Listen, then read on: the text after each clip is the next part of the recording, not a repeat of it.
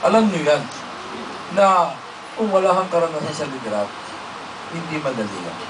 Sasabog tayo. Sumasabog na ating bansa, lalong sasabog yan. Kakayahan sa pamamahala. Kailangan kasi mas maraming trabaho.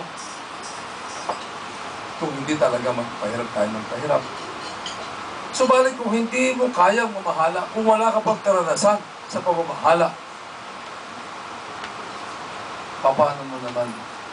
Hindi ba nakakahiya sa kabayan natin yan? Umaasa na kaya ka nandyan sapagkat kaya mong mamahala. Yung pala wala kang kakayahang mamahala o hindi pa nasusubukan ka. Ngayon ka pala magpapractice. Namahala ka na ba maski restaurant man lang? Sapagkat kung hindi, ang bayan ay napakakomplikadong bagay. Napakakomplikadong institusyon.